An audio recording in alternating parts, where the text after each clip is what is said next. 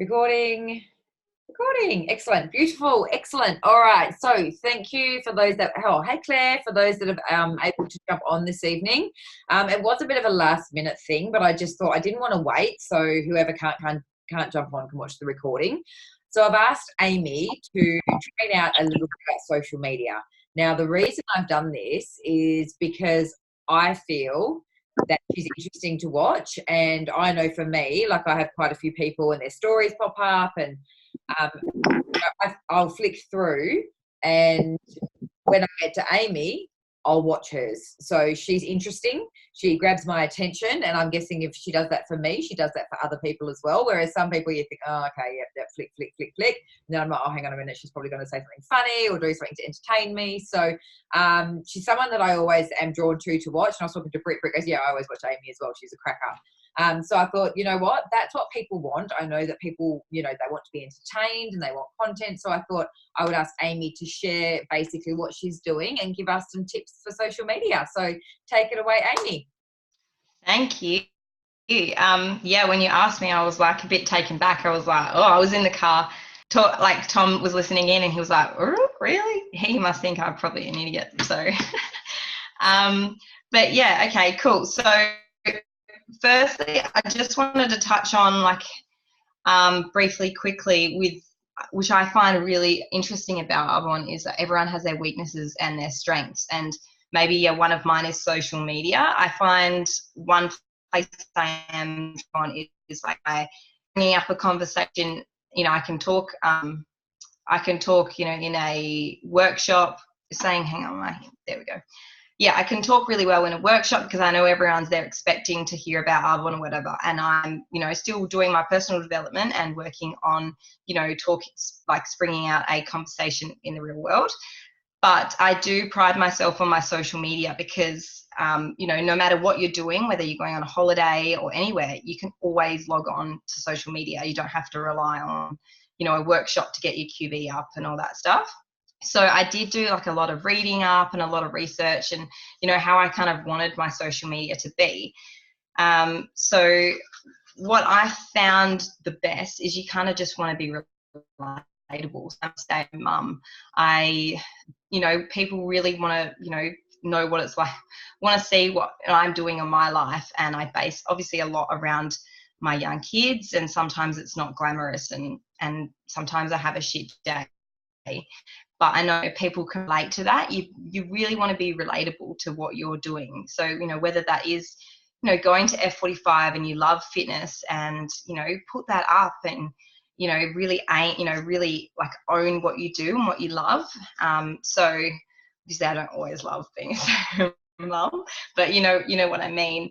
I felt like, to put it lightly, you don't want to spew Arbonne. And the reason why you don't want to spew Arbonne is not everyone is as passionate about Arbonne yet as you.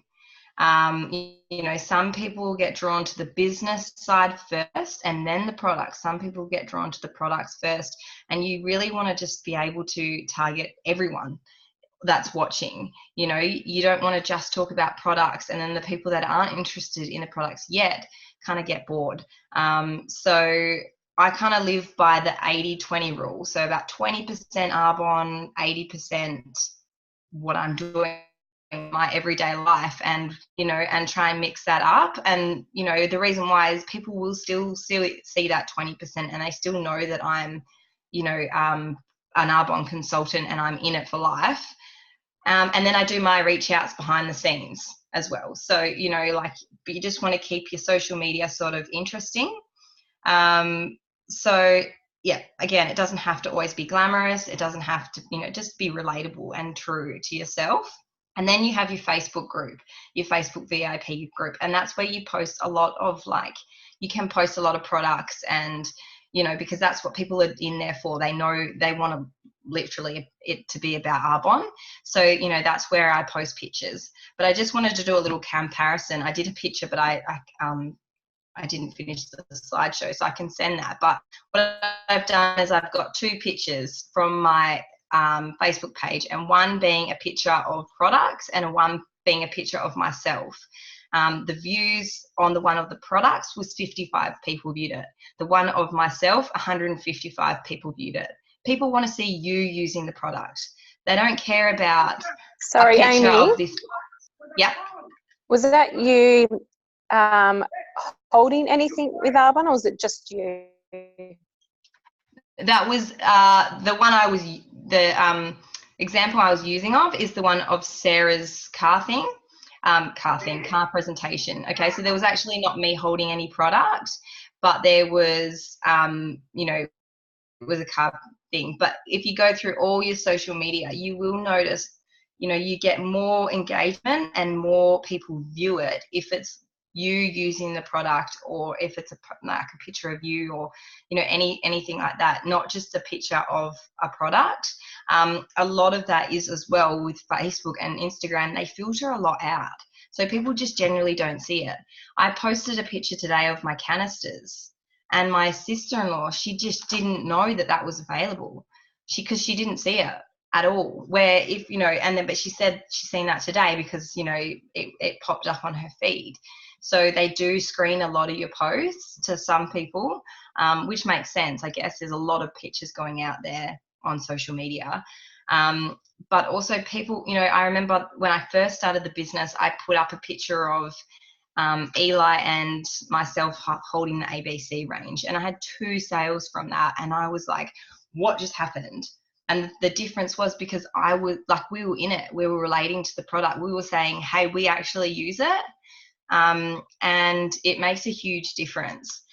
So I did, if you look through the stats and stuff, you will notice a huge difference between, you know, what you do post. So that's why in the VIP page, that's where I post just, you know, you can post products, and, you know, just your 12 days of Christmas. But on Instagram, I don't really post pictures of products, unless obviously there's the new launches and stuff. They're exciting. So I definitely post them. But other than that, I don't really ever like post pictures, because people start skipping, and then you kind of disappear to the back of their stories if they just constantly keep skipping you. So yeah, I'll get on that a bit more in a minute. I did want to touch on consistency. So, you know, everyone's heard the saying, Rome wasn't built in a day. No one's profile was built in a day. You can't actually follow more than 200 followers a day. Facebook bans it. So, you know, like, it takes a long time to build a social media. You also look at like Lauren Peters, and she has 10,000 followers. I guarantee you 8,000 of them will be Arbonne consultants. So, you know, they're not like miles ahead of us because they have all these followings. They've built them up over time, and it takes, you know, consistency. So if you watch my stories, say, they will now, I'll always pop up at the front of your stories. So you always want to keep posting on your stories on Instagram daily, because then it keeps popping up on people's, you're always there in their face every time they log on to Instagram. So that's just what I'm talking about with like consistency.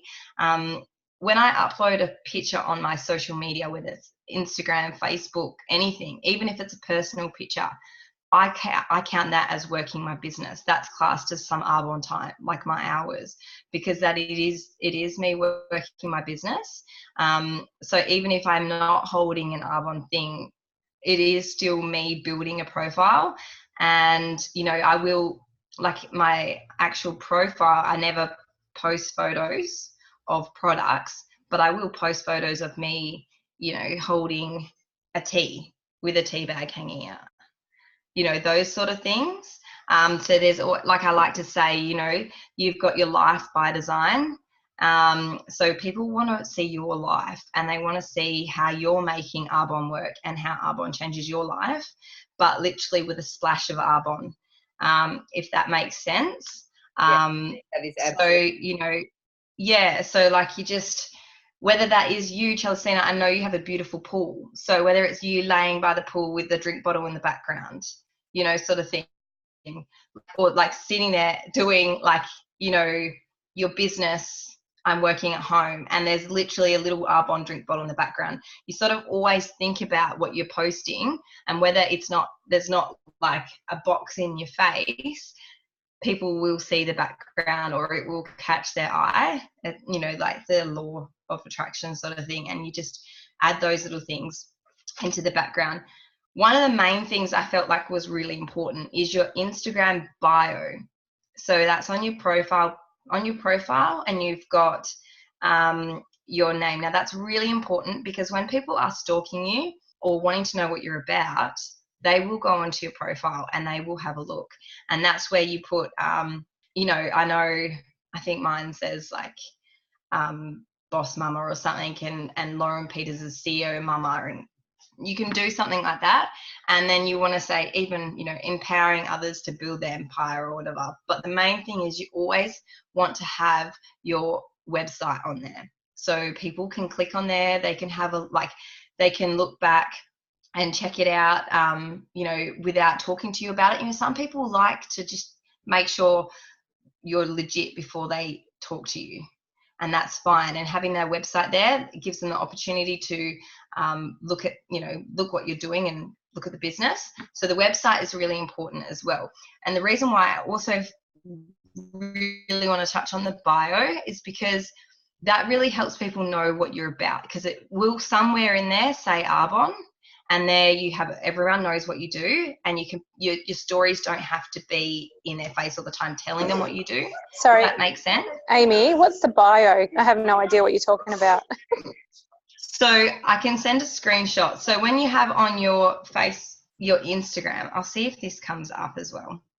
So on your Instagram profile, you'll have your profile picture, you'll have your photos, and then you'll have this section. Can everyone see that? Yeah. So that there just tells people what you're about. So that's, you know, and that's where you would put your website as well, so people can click on that. I've got a few slides that show how you can change it, and there's also a few cool apps you can get which lets you create the space. So you know how you see a lot of people, like, they are only able to write a little paragraph. There's some apps you can get that you can space out what you do in different lines, and it kind of draws people's attention, and it stands out a bit more. This is where I would suggest you would put district manager, where you would upload area, qual, you know, and it kind of leaves you accountable as well. It's on your social media and you've got to do it. You know, RVP, you know, and then it's really exciting that you get to change it. That's another thing, you could Facebook as well. Once you reach, you know, regional vice president, you can show people that you're changing your Instagram bio, which is a really cool thing as well. People are following on your story and your journey. So yeah, that's the bio. I can obviously send some pictures to that. So yeah, again, definitely look at your bio and make sure that's up to date, and it just gives people a way to know what you do without, you know, always having it in their face, you know. And also for your cold market, when people do see, you know, go into your profile and they have no idea who you are and they kind of know what you do. Also, right, so everyone knows what I'm talking about with the Instagram stories. So obviously you have your profile where you can post pictures, and then you've also got your stories as well, which delete after 24 hours. You can save them in sections on your profile if you want. You can add little things, but that's probably for another day. So yeah, the stories delete after 24 hours, and it's a really good thing for people to just read and watch throughout the day. So they're kind of lighthearted, don't think too much about them, and make them, you know, genuine to yourself. And I literally stick to the 80-20 rule. So I'll have a splash of Arbonne each day in it. And then obviously my life as well. And, you know, obviously when you're going to social events and you're going out and, you know, you want to show people what this business has given you. But, you know, obviously in a life by design, I love that word, like the life by design kind of way. But with your story uploads, when you're talking, each slide, it's a really good idea to write something on there, because there are a lot of people out there that watch with no sound. You know, whether there's the stay-at-home mums that are locking themselves in the toilets to get away from the kids, and they're on Instagram stories and they're watching it on mute. people that have a real real GOB 9-to-5 job, and they're watching Instagram on mute. So there are people out there that aren't listening to your stories, but they really still want to connect to them. So that's where each story you might write a little description. So like, today I think I uploaded a story about Eli telling a story or something. And I literally just repeated what he said on there. And you kind of do that for the people that aren't watching with sound, so they can they can get a part of it as well. Especially when you are talking about something, and it might go for like a minute or two. It breaks the story down, because you'll have your little story in 15-second intervals, and each then you could write, and you can even put a GIF, like a GIF, in there to kind of make it funny, and it just adds an extra bump to the stories. And that was a really good thing that I found as well. So you can, obviously there's a huge following out there as well that watch with no sound, which is normal. So you want to be able to react, communicate with those as well. Now you'll see polls. Now they're really cute and they're good to interact with people. I don't do polls all the time about Arbonne. I know recently my biggest poll interaction was literally, should Tom shave his beard or not? And 50-something people responded to that. And it didn't mean I went and messaged those 50 people and was like, join Arbonne, because they were replying to something about Tom. It just gets people interacting in your profile, and they get involved and they're following, and you really want that engagement. But the polls are really good.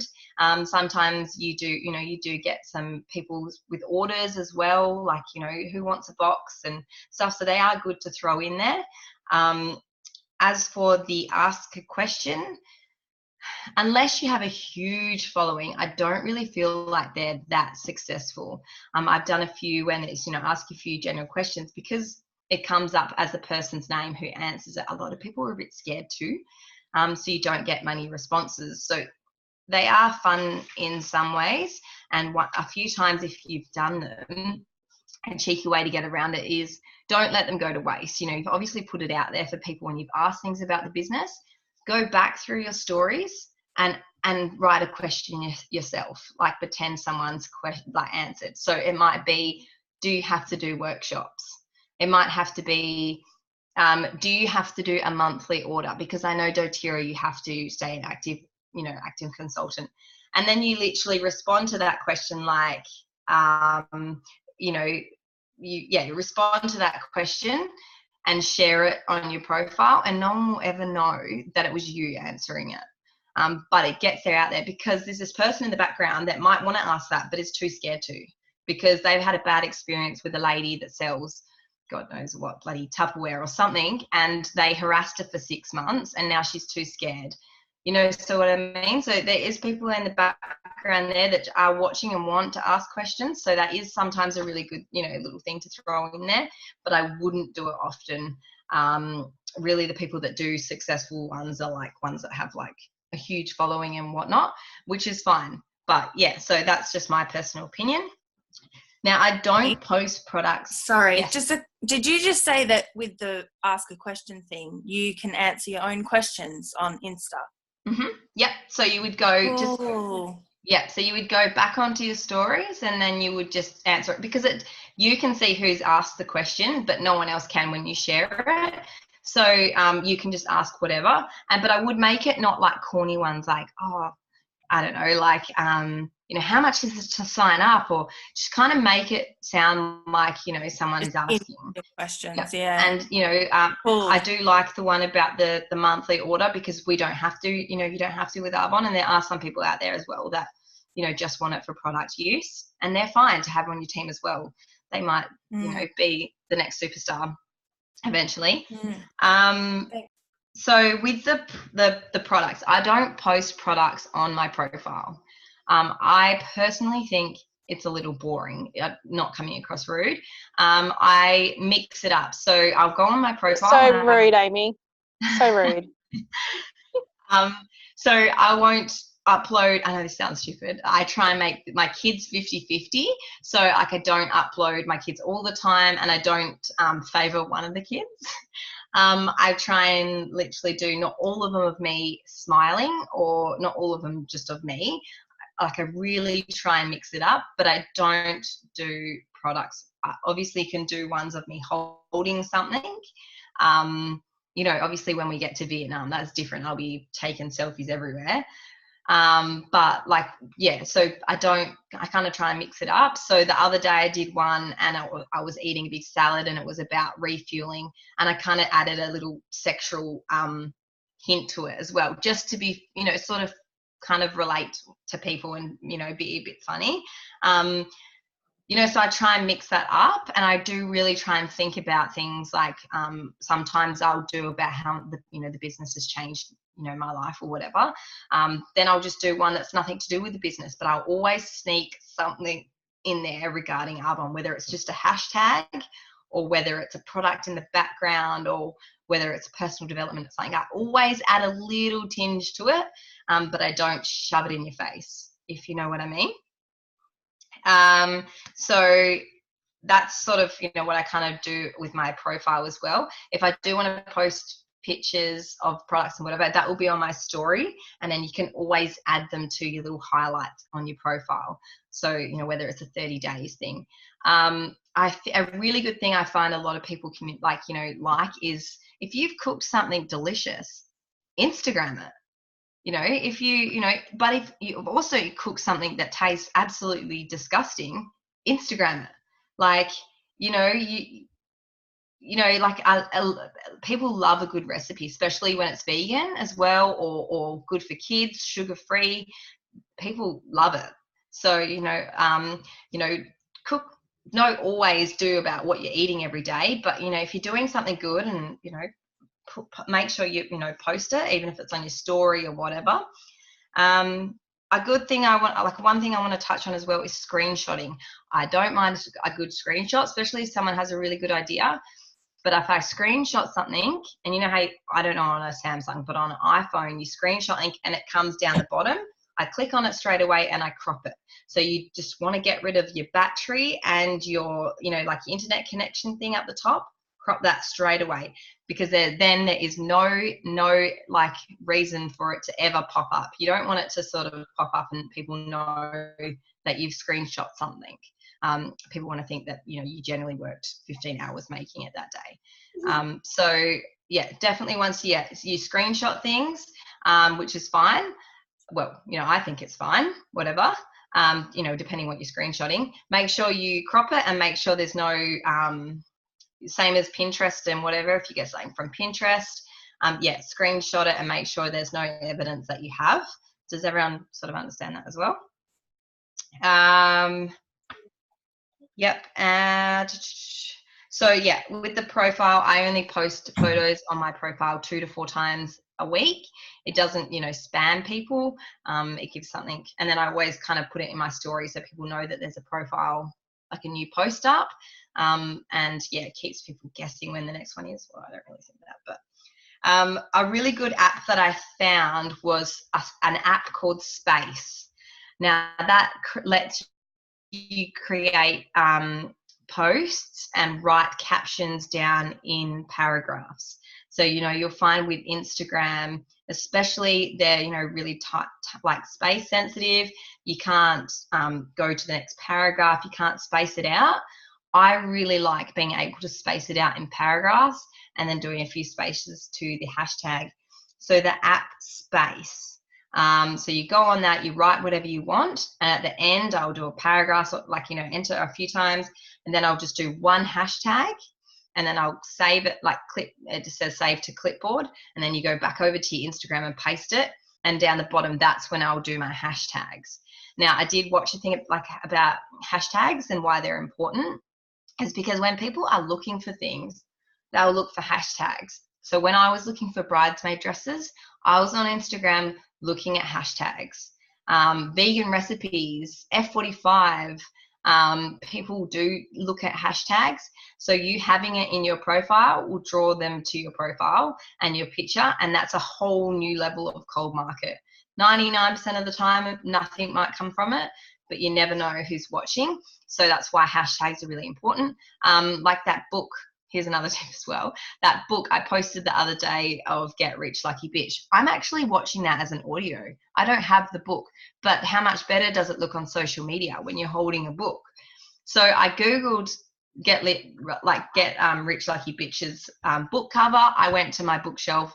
I found the most book that kind of looked like it, aimed it so it did, no one would notice. And I took a photo of me pretending to read Get Rich Lucky Bitch, but I'm actually reading it on an audio. And then I tagged her in it. So there's a whole over 1,000, plus posts of people reading that book of personal development, and they're like-minded people. And then your picture now is in that circulation of hashtags. So Amy, yep. Sorry, with hashtagging, do you just create your own hashtag? Like you just do the hashtag sign and then just write whatever you want to write?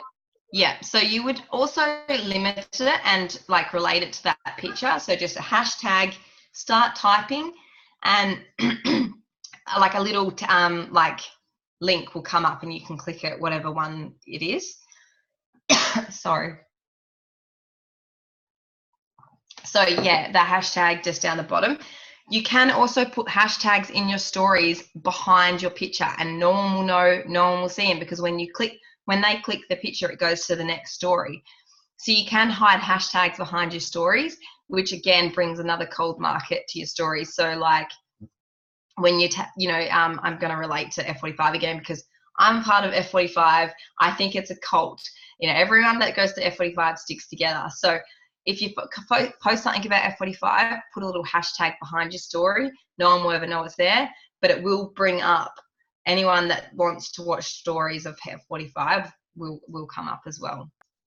So how do you put them behind a story? That's when you're adding a photo in. You zoom it out, so make it small, the picture. Then you write the hashtag in, and then you make the photo large. Okay. Yeah, so that's only on Instagram stories. So that's another way to reach a cold market. I will be talking about cold markets in a second. On the profile, if you are posting a couple of pictures, always choose number one picture as the most exciting.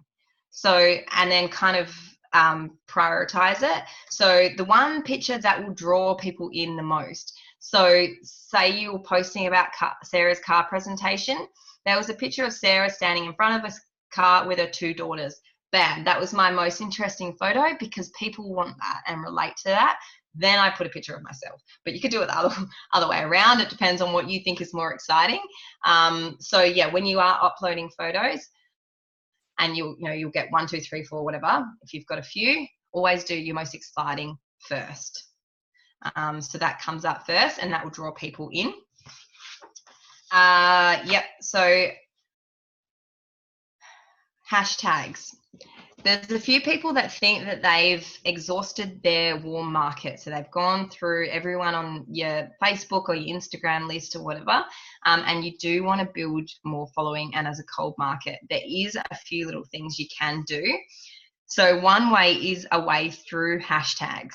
So you could go search on your Instagram, you could hashtag. Now, Celestina, are you vegan? Yep. So this is what you would channel. So you would go hashtag vegan, I don't know, vegan inspo, vegan meals, vegan anything, and which is relatable to our one, because we are vegan.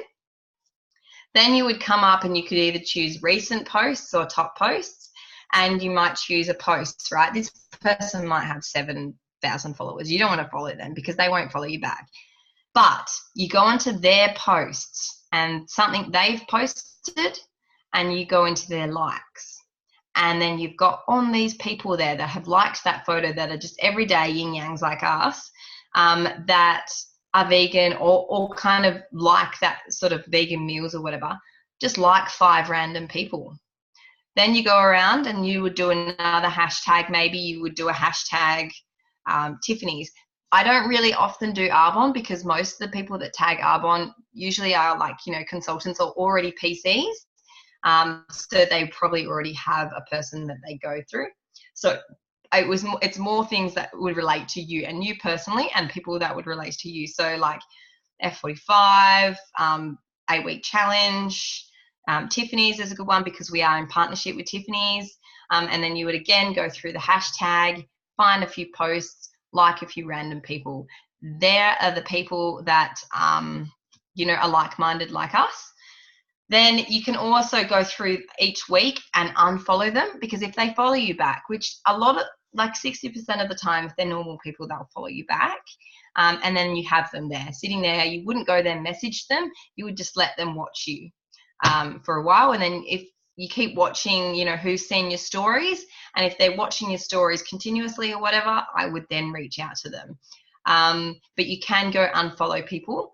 So you don't start building up these thousands and thousands of followers of random people that aren't even following you back or whatever. You can unfollow them. If they did follow you back, they will still be following you. So you just don't have a feed full of randoms. But that is I found a really good way to sort of build your cold market. If you are wanting to branch out, you are feeling a little stale or whatever, that is one way you can branch out. Sometimes 90% of the time it might not do anything, but you never know that who's watching, and they obviously just build your profile. So yeah, also people are watching, and just to keep going. Some days you have really shit days. Some days I feel like I'm boring as batshit. Some days I feel like my viewing numbers are really low, but you just keep plodding along, and one day something funny will happen to you and you get it on your story, and it might jump up, or someone might reach out to you. And like yesterday, I just put up a thing about something that I was doing, and I had someone reply about it. So you never know, and people are watching, and it might not be their time to join the business, but you just got to keep consistently doing it and just keep living your life, and really own it. Whether you work 9 to 5 and this is a side hustle, whether you are a stay-at-home mum, own it and be relatable. And don't be afraid to, do the 80-20 rule, 80% of your actual life, whether you cooked a meal, whether you did something, go to the beach, make it exciting, whether you just want to tell us there's a bushfire down the road. I don't know, anything, people do like to listen in to people's lives. We do love to get involved in, people's lives now. And so that's sort of basically my tip. I just kind of splash a little Arbonne in the background. See how I've put these little orange fizz in the background here? I'm not talking the whole time with some orange fizz like this. They're just subtly sitting in the background. So yeah, that's kind of basically, I don't know if I've... No, I think that is absolutely perfect. And I think that's what it is. Like, I know for me, I can go on anyone's page and look at products, but that gets quite boring. But when it comes to your stories, I know that I'm going to be entertained. Like, there is always going to be something that's going to make me laugh, or, whatever it might be, but I'll just look at it, and it, I don't always want to see, Arbonne posts. And I guess other people are probably the same. Like, no one really just wants to look at Arbonne pictures all the time. We want to, like you said, know a little bit about your life, see what you're doing. We want to snoop a little bit. And so that's why I personally love your profile so much, which is why I wanted to do the training. So I think that is amazing. You gave me some tips that I didn't know. I didn't know you could do the tag behind the picture. Thank you so much for putting that together. That was awesome. Do you guys have any other questions at all, or? Yeah, Amy, can I ask you a quick question? I just had a quick look at your story, and you know how if you do a video and it's over a timed thing, so you're watching, and then it cuts to the next video, like they're in 10-second lots or whatever, and then you will put a bit of writing on the first video, and the video is continuous, and then you'll have the next, when it changes to the next video, you'll have a different piece of writing. So on the first one, you might have something like, the kids are eating their vegetables, yay. And then on the next video, you're like, do your kids eat vegetables? I don't know, something like that. How do you do that? Because whenever I do that, my videos always corrupt, and I have to delete them all because they go all blurry and I can't post. Does that make any sense? Yeah, so it's really important when you do story videos, and it is over a few of those intervals, that you leave. What I do is I go back to the start, and then I leave my phone unlocked and let it upload, because you'll see it uploading, and sometimes it's really slow. But if you leave it on there and upload, it will upload in the right order, fine, and people will see it not all muddled up. I know, like, you know, or you get out of the app and then half the story hasn't uploaded. So if I do, say, like, doing a story now, all this thing here, I'll just wait. You'll see it come up in a minute that it's like another 15. So it's in 15-second intervals. So it's really important as well when your story is taking a while, you know, not taking a while, like it's a few. So you click on this.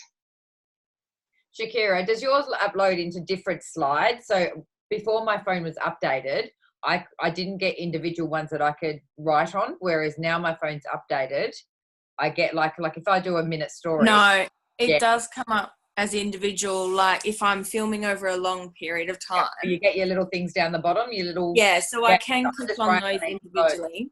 And you can write. I think my problem is what Amy's talking about. I probably don't wait long enough. Like I'll go and I'll click upload and then I'll like close my phone or whatever and come back to it. And 12 hours later when I check it after work, it'll be like, you know, the first video and then the 5th video uploaded. I'm like, It got open for ages till it clicks over. Okay. Yeah, it's really, it's really slow. And then, you know, you'll notice that 4 people have watched your first story and 4 people have watched your last story, and you're like, but you missed the plot. Yeah. So yeah, leave it open and let it do its thing. It sometimes takes ages. There is a setting in Instagram that uses lower data. And it is a thing that makes your stories go slower. I personally do have the lower data one because Instagram stories chew up your data. So if I'm not at home. So the downside of that is it takes ages to upload. So you just have it open and just let it do its thing. It might take a while. Cool. Okay. Thanks. Yeah, with the videos, I just find if I video myself, it actually cuts half of it off and I can't see the rest of it. I don't know if I'm videoing, I think I do like a video and then I add it to Instagram, or do I have to do an Instagram live? No, don't. Yeah, Instagram lives, you would only do one like Sarah's car presentation or something big. You would only do a live. I really do an Instagram live. Because their stories are so good and everyone watches the story, or like if something exciting is happening. But with the stories, when I first started Instagram, I remember I posted something about the 30 days and I posted it like 3 times. I did it 3 times because I didn't think it had uploaded, because I didn't realize that it went in little intervals. So I stupidly recorded myself 3 times saying the same thing in different compartments. So it probably is doing it. So maybe just upload it all, make sure it's all uploaded, and then tap back and re-watch all your stories. And then if it isn't what you wanted it to be, then delete it. But sometimes, it will be there. It could be just depending on your phone. Like maybe, do you have a Samsung? Yeah, I have a Samsung. Look, I just cannot work it out because I will videotape myself and upload it. I'll wait for like 10 minutes. I'll be sitting there going, what's happening? And it'll only have like chunks of what I've said and the rest of it's just gone MIA. Maybe so I don't know. Yeah, maybe that's like another thing for like whether we can share our screens, just the 2 of us or something or whatever. Yeah, maybe I'll speak to you later. Yeah. Okay, cool. Beautiful. Ames, do you know, with the little highlight video things at the bottom, do you use, I know I'm just stalking your profile at the moment, you don't have different pictures, like, I don't know if you've seen other people's where they've got a consistent thread. So say, I don't know, somebody's theme will be pink or something. They'll have all different pink icons for their little highlight videos. Do you know how to do that? Is that another app that you need to get? Yeah, it is another app. I've just chosen a photo and put up, whatever. Yeah. I know I was seeing someone as well that they changed all the icons. I have to have a little look into how to change the icons because I've just got pictures on there. I did find with the highlights a really good one is your 30 days and every meal that you've done that is 30 days approved, put it in there because people like I know a girl I have on social media did the 30 days and she lived off my highlight thing. So yeah, just make sure you post them in there, whatever. Do like one for the business, one for 30 days and the other things. But yeah, I don't know that how to do that yet. Okay. And there was sorry, I'm jumping around with all the questions tonight. Insta noob over here. There was an app that Danny mentioned a while ago. I think it was called Word Swag. Yeah. I couldn't find it, first of all, and then I found one that I thought was it, and then when I downloaded it, it's nothing to do with Instagram. So what apps do you use for like I'll just Insta open them so I know the exact name. So I have Word Swag, and that's where you can just write over pictures. I have Space, obviously that's a really good one. I have Unfold as well. I have Photofly and Canva. They're just different apps that you can make like, you know, things to, whether you have a picture of yourself in the background talking about the business or whatever. So they're the ones that you can do photo editing. I just have a few photo editing ones. That's about it really. I kind of keep it basic. I'm not like, I know Pearl, she takes really cool photos and does a really cool edit. I'm sort of I just use really basic apps. I'm pretty basic on that way. I just kind of keep everything real. I just use any type of filter that I feel like is legit, looks nice. But yeah, Word Swag is where you can just write stuff on them. So which of these is the right Word Swag? Because I have, you probably can't see it. There's a paid one, and then there's like, it's too hard to read. I've got the free one. I've got the free one. Just means that you're limited to some other wording and shit, but I find that that's fine.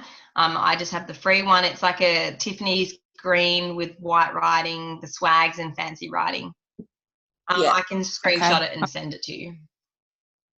Oh, thanks. That'd be great because, there's like 5 different companies that have a Word Swag one. So I was like, I don't know which is the right one. Thank you. That's okay. Cool. I think we're... Yeah, beautiful. Awesome. Thank you so much, Amy. You have been absolutely amazing. And I know the other girls are going to love watching this back. So I will, stop recording. But thank you so much for putting that together at such short notice as well. Absolutely amazing. And thanks for jumping on, guys. Enjoy your weekend. And I'm sure I will talk to you all soon. All right. See you. Thanks, Amy. Bye. That's okay.